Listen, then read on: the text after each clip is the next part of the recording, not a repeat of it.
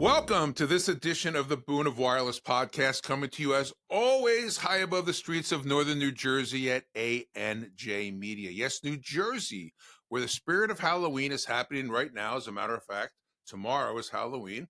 America's most haunted road is located just north of here in West Milford, New Jersey. Clinton Road already has a reputation for being pretty spooky, with reports of drivers seeing phantom headlights and rumors that a ghost boy haunts a bridge near Dead Man's Curve. Yes, Ghost Boy, who is said to hang out under a bridge and throw coins back up to the people who tossed him into the creek. And if that's not enough, Clinton Road also came in as the second most haunted road in the entire world in the study, behind a major regional route in South Africa. How about that? Andrew, behind the glass, do you believe in ghosts? Yes, John. You do? Have you ever seen a ghost? Yes, John. You want to tell me about that? No, John. Okay. Hey, John. Yes, Andrew. I see you're still dressing casual. My listeners and viewers seem to like the casual sweater look, but go ahead. What's that on your sweater? It's probably a stain somewhere, but this is my college, the College of William and Mary in Williamsburg, Virginia. It's a wonderful place where I had the opportunity to go to school to. And actually last weekend, 2 weekends ago, actually, we had our 45th homecoming reunion. So, things have changed a lot down there, but it was really good to get back and see some friends and really enjoy. And well, thank you for asking. You're welcome, John. Okay, let's get back to business here. Our guest today is the founder of SmartFleet, Insure Analytics, and VeriDrive Insurance Agency, transforming commercial auto insurance through data science and telematics. Andrew Chermark is a seasoned entrepreneur with over 30 years of experience in optimizing vehicle usage, driver safety, and business intelligence to enhance overall performance. He started his career at Cellular One, AT&T, as did I, progressing to Nextel Communications, where he focused on selling GPS data applications integrated into Nextel handsets. During this time, Andrew and his wife, Liz, co-founded SmartFleet to help commercial contractors improve efficiency using GPS tracking technology. This experience paved the way for the launch of Insure Analytics, where Andrew works with insurers and brokers to lower loss frequency and claim costs on commercial auto policies through risk assessment, pricing, and prevention services. Inspired by his experience and customer feedback, Andrew founded VeriDrive Insurance Agency. VeriDrive integrates insurance coverage with real-time driver coaching, reducing claims and enhancing safety. VeriDrive's counterstool approach combines insurance, telematics, and vehicle maintenance to drive growth and profitability for their clients. He's supported by a talented team, and they're committed to fostering innovation, trust, and success within the commercial auto insurance landscape. So please welcome to the broadcast, Mr. Andrew Chermark. Andrew, it's so good to see you. Good to see you too, John. How's it going? Good. We go back 30 plus years in the wireless business. Not only did we work together at Cellular One, which was Metro One, and ended up becoming AT&T. We also worked together at Nextel Communications, and that was a great time in our lives, as you remember. Yes, it was, John. It was fabulous technology, forever changing, and we learned a lot back then together. And obviously, you were one of my mentors, as I know I've told you many times over. Thank you, and I'm glad to see that you're doing well. That makes me feel good personally. So let's go back in time. Tell us a little bit about what you did at Cellular One and Nextel to set you up for where you are today. Well, back in the day, John, back during when Cellular One first came about, the cell phones were very expensive, and it was mostly geared towards, people that were wealthy people, or at least business people that needed a phone. And then obviously small contractors, small businesses were looking to get cell phones and replace pagers. And we all know back in the day that when you pulled over and you went to a payphone, the payphones most of the time didn't work, right, John? Right. Yeah. Many times on the LIE with a line of 12 cars. Exactly. That's the Long Island Expressway for the folks not for the Northeast. Waiting to use the payphone, yeah. So we primarily just sold cell phones to those types of individuals, and then Nextel came along. Nextel, for a lot of people who don't know on the call here, it was a two-way radio company that actually integrated cell phone, but they were really known for their two-way radio. And that was really geared towards businesses, but, it went towards consumer because the phones got smaller, the radios got smaller, and people really liked that two-way push-to-talk, right, John? Right, yeah. It was amazing when that price point came down on the Motorola. I want to say Razr, but I'm not sure what phone it was. Under $200. We weren't taking orders. We were still selling, but boy, was it fast and furious. And that was, again, Nextel was just a terrific company that I spent 7 years at up here in the New York market, and the greatest company culture ever. And unfortunately, as things happened and acquisition happened, Sprint bought Nextel in 2005, and that great company culture ceased to be. So was it when you were selling GPS products at Nextel that you caught the entrepreneurial bug? When did you say, hey, you know what, was it the merger with Sprint, or was it the acquisition, or was it something else that said, yeah, it's time to go out on my own? When I was working with you and the Nextel folks, I was out there, I was mostly direct sales during my days at Cellular One and AT&T. And when I first started at Nextel, I did do a little bit of direct selling for the first maybe 6-8 months I worked there. And then I transferred over to your division to refresh your memory. And I was in the indirect distribution, and I was learning from business owners, small business owners, on not just how to sell the actual unit, which I knew how to do, but they were actually teaching me, and I was learning some valuable lessons on how to actually run a business.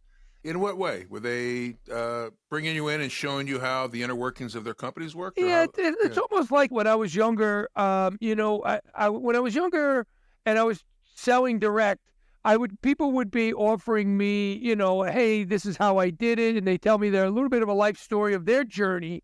But what I found out is when I became an indirect distribution, like a distributing rep, where I was actually trying to get them to represent the Nextel products, I became more of a colleague, more of an advisor, where I was advising them on how the product could help enhance their existing business line, but also have them get incremental revenue by selling and offering Nextel.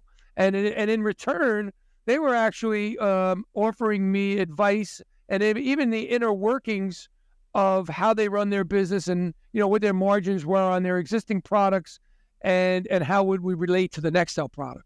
So you probably were the pioneer of solution selling, not just going in there with, I got a great handset, it's $199 and the service is $60 a month, and look what it does. It sounds to me like you are actually saying how this product can help them be more profitable and how to maybe even open up a new vein of customers for them. Exactly, and that's exactly what happened, John. Not only did they increase and offer value to their existing customer base, but they were also able to go out there and attract new customers based on the Nextel product offering. And, and that happened for about 2.5 years. And then, I had the bug to go out and, I wound up going out and opening up 6 Nextel agencies in New Jersey.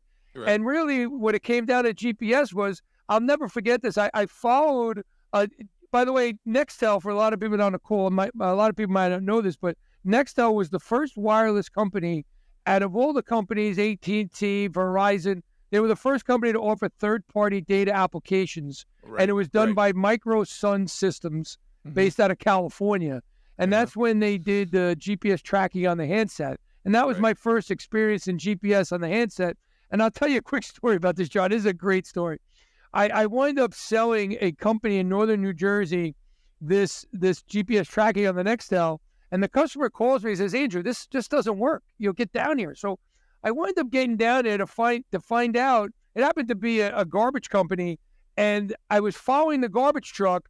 And I'm wondering why the garbage truck kept stopping, and he kept getting out of the truck like every 5 or 6 stops. I'm wondering, why is this guy doing it?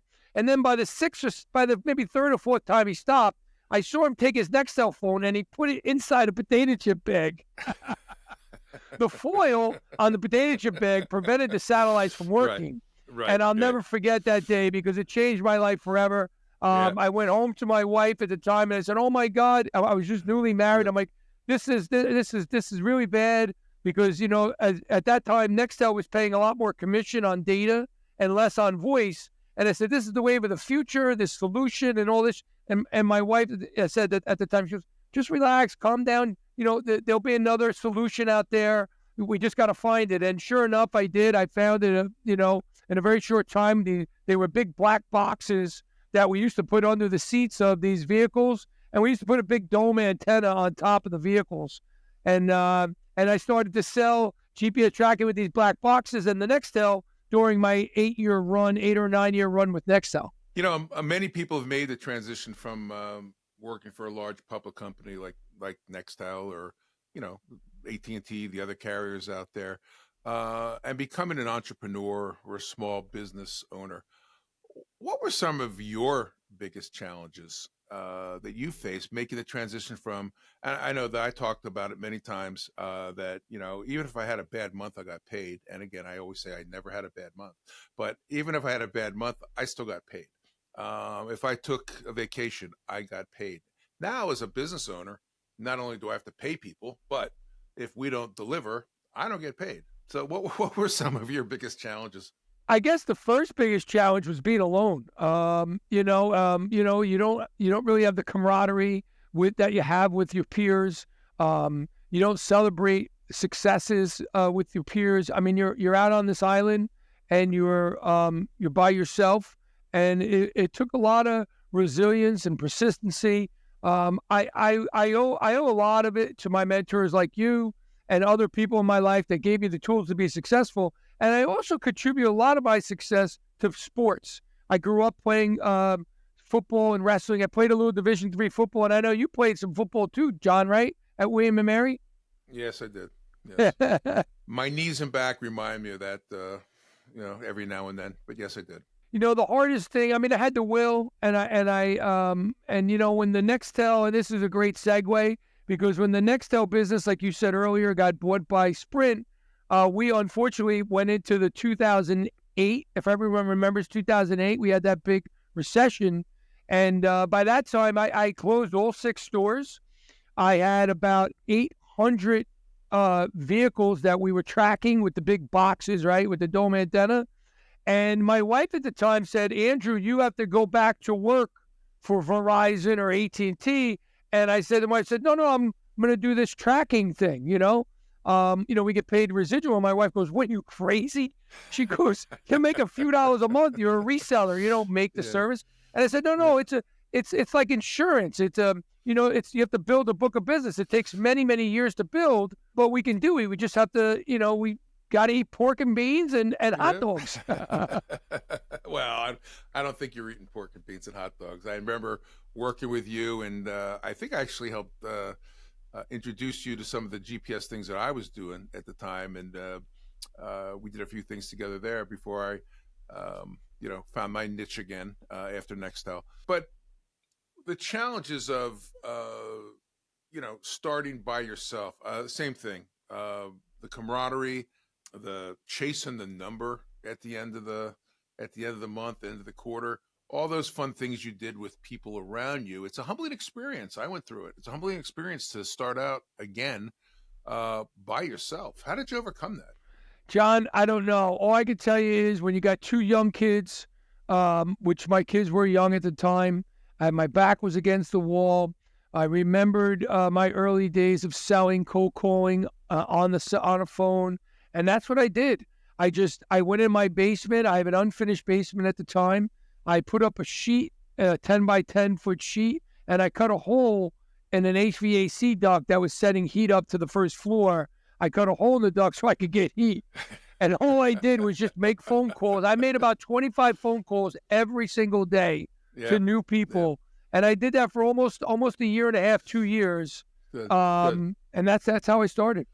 Yep. And I think that's a great lesson for people that whether you're selling for a company where you're working on leads or creating your own leads or doing what you did, you had to sell to, like they say, you have to sell to eat, that's, and pay the mortgage. So, congratulations. Before we talk about,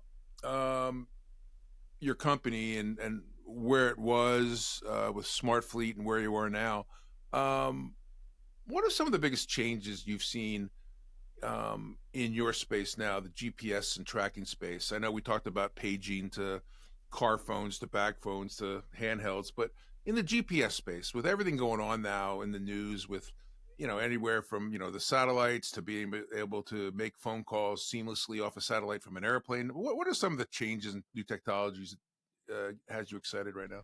Well, it's always forever changing, as we all know, technology. And I think the biggest change in the GPS world, is, at least from a commercial standpoint, for telematics, has been the technology of tracking driver behavior, and trying to identify how people are driving. Because years ago, when tracking first came out, it was more of a dot on the map, and most companies were primarily using it the same way they were using cell phones and beepers.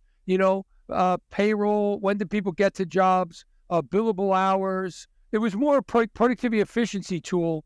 And the technology, first of all, the units got a lot smaller, like anything, like the TVs nowadays. And the units became from these big suitcases down to, the size of a pack of cigarettes, which now it's become even smaller.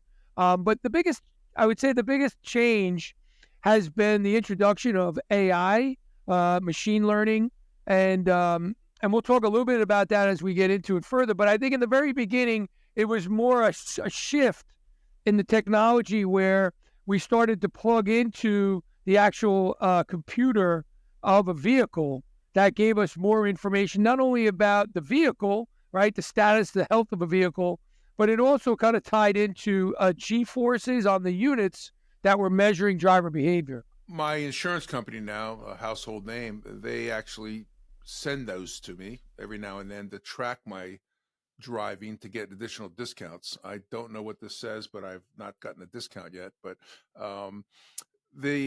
the technology that's out there, and one of the things that I have a big bugaboo with is when you start tracking your employees. I know it's very important, but I always said if you can't trust your salespeople, you probably have hired the wrong people, or maybe you're not the right manager for that job. Now, that's on my own personal thing. There's a lot of good things about tracking your salespeople. Check in, check out of the store. Geofencing was something that we found very interesting. If somebody had a company car that you were paying for and they had a set territory, why were they every day going out of that territory? All right.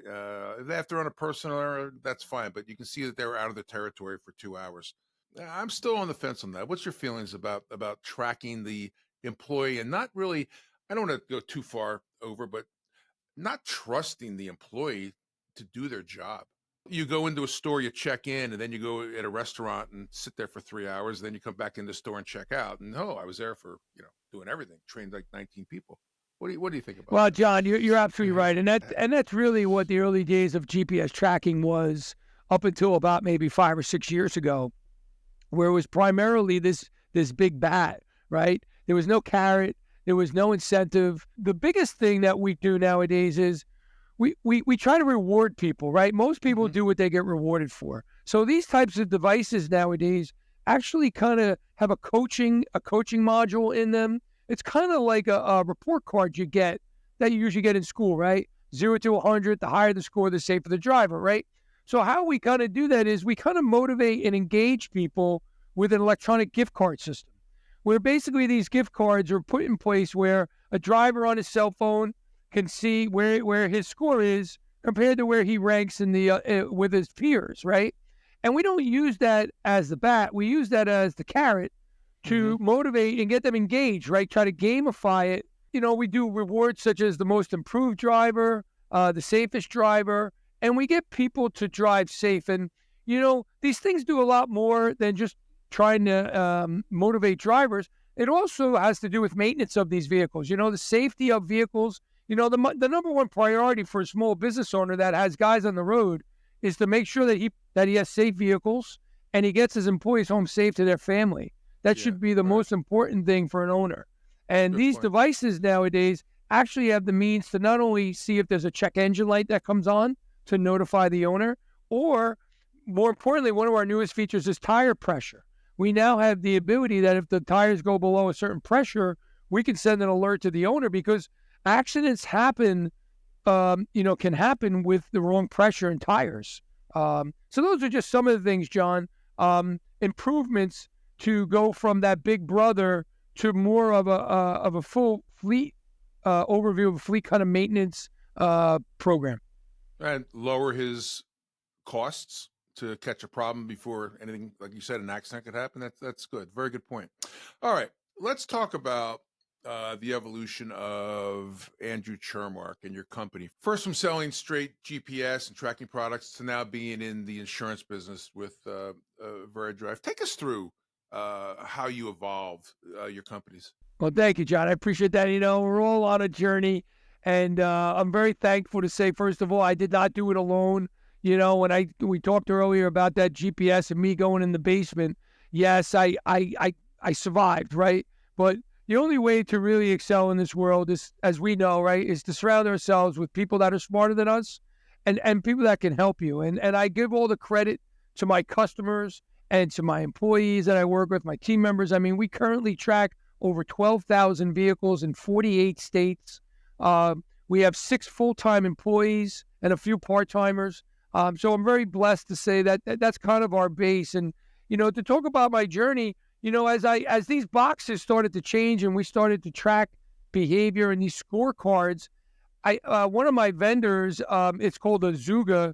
They're a subsidiary of Bridgestone Tire. It's a small Japanese tire company you might have heard about. I think they're based out of Japan. Yeah. Hence, they're a Japanese company. But yes, sure, absolutely. So anyway, I was working with my vendor there, and they're heavily involved in the insurance market. And, I was learning more from a mentor there. His name is Tom Ehrman. I give him all kudos. He used to be the president of Azuga prior to Bridgestone buying them. And then he still has a role over there with insurance, because when they started that software company, they did it for insurance companies. So insurance companies could use that driver behavior, and they monitor 3 things, where it's basically hard braking, rapid acceleration, and speeding. And as they started to sell that software, and I started to learn more from Tom about insurance, because he has a few insurance companies that use these devices to to offer discounts or special considerations, scheduled credits, we call it, off of a commercial auto. And they came out with this software. It's an analytical software that insurance companies use to really identify the risk profile of a company, because many people may not know this, but when you go for insurance, there's a lot of different variables that they use to really tell you what your premium is. And the basics is, where do you live? What's your credit score? Believe it or not, they figured out that if you have really good credit, you're probably a safer driver. They go by accidents, zip codes and accidents. You drive at night, you drive during the day, all these kind of things. But the point is, John, in my journey, as I started to learn more about this insurance kind of side, that was kind of a different division within Azuga. This individual, Mr. Ehrman, he gave me the opportunity to actually provide this analytical software. They call it Safety IQ to insurance companies and to brokers, and to try to get brokers to go out to their small customer base of plumbers, electricians, and say, hey, look, by the way, if you drive safe, we have this analytical software that can make you look more attractive to an underwriter. So I was so excited. I was like, yes, let's do this. So I go out. 3 years ago, I start this insure analytics company, which is basically me as a risk manager, because that's kind of how I'm evolving to becoming a risk manager. I was reaching out to small insurance companies and mostly insurance brokers to tell them about this analytical software and to really try to get them to say, look, you can use us as a risk resource, right? I'm a telematics expert. Let's send out a questionnaire to your customer base, which is made up of small contractors, right? Plumbers, electricians, HVAC guys, pest companies. And let's try to get a feel for your companies and what kind of telematics, GPS they're using. Do they have any driver safety programs? Anything that around the safety culture of their company. And what I found was that a lot of these insurance companies, these brokers, these small companies, they have very large bases, and they have a certain way of doing business, which is, let me give you a quote, let me give you a quote, let me give you a quote. They don't really do much consultative selling when it comes to commercial auto. They're more concerned about selling workers' comp and business owner package. Those are much higher premiums, higher commission. Commercial auto is kind of a space where unless you're selling, big rig trucking companies with high premiums, the small contractors really don't have any, they don't really have much support from the brokers. So I said to myself, you know what? The only way I could help my existing customers, because I said earlier, we have about 12,000 existing vehicles. And I said, the only way I can really help my customers is to actually become a broker myself, an insurance broker. And that's what I did. I wound up going for my property and casualty test back in January of this year. Took me twice. I remember the movie Rudy, right? You remember the movie Rudy, John? Yes. I failed once. It was a 3.5 hour test. I failed because they tell you right at the spot whether you pass or fail. Yeah. And I went home all weekend and kept studying and went back Monday and I passed. And I cried like a baby, John, when I passed.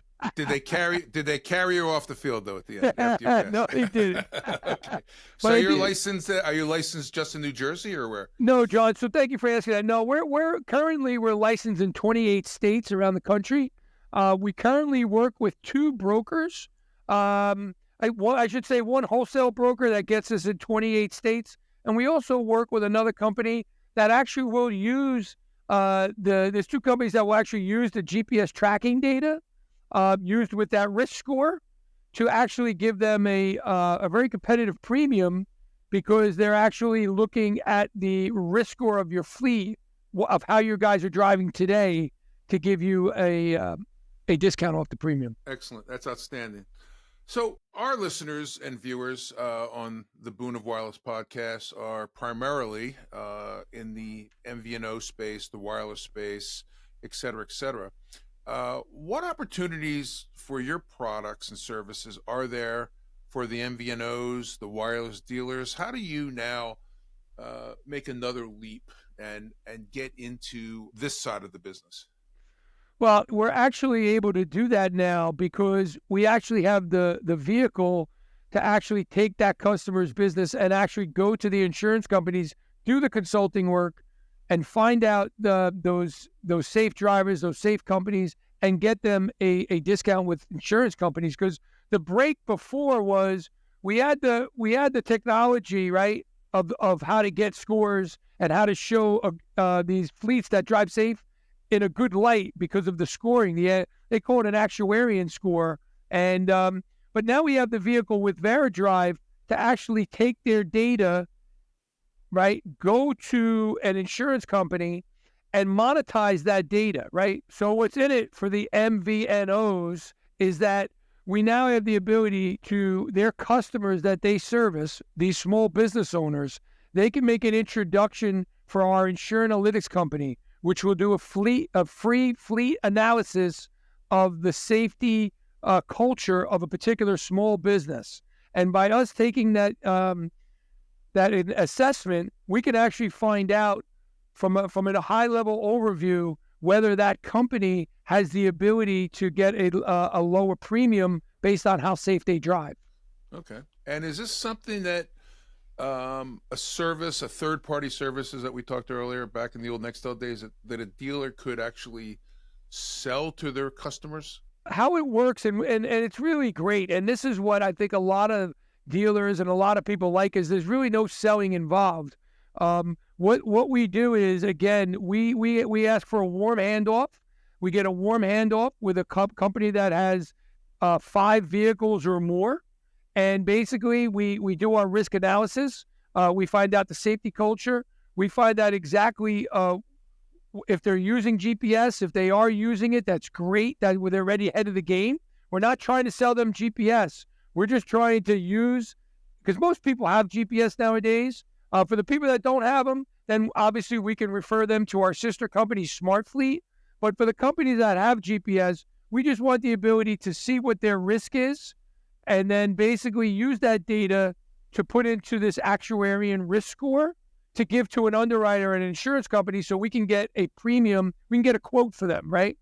If we can get a quote for them and that company will go ahead and sign up for an insurance, we have the ability to actually share in the revenue of the GPS of that we're using. Not insurance is against the law to share commissions on insurance policies, but we can share commission on the GPS tracking data that is used to lower the premium. If I am a wireless retailer or an MVNO master agent, and I hand off to you the warm handoff, a company with 10 trucks, 10 vehicles, how long is the process after you get the information that you need to get them a quote? So the process is very quick. As long as we basically what happens, we contact the customer, we find out who they're using, we ask them to if they could just print us a report of their scorecards. Most companies have this nowadays. Right. We kind of just get a little high level overview of their company there, and then all we really need is a list of their drivers, first and last names. It takes probably about 18 to 24 hours to get a quote. It's that quick. If they have all the necessary information, we could get it within about 24 to 48 hours. Okay, great.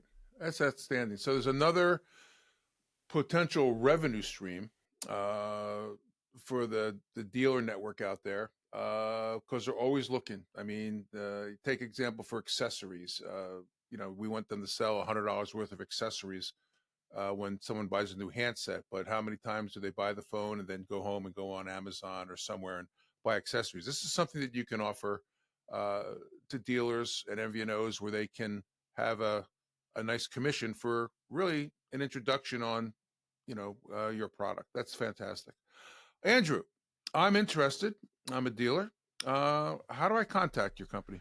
Well, it's very easy, John. You can contact us at Insure Analytics. So it's Insure with an E, ENSURE, analytics.com. Right, there it is. Or you can contact me directly. My direct cell phone number that I've had for 27 years is 201-206-4500. There it is. Again, that's 201-206-4500, John. There you go. Operators are now on duty. Okay. Andrew Chermark.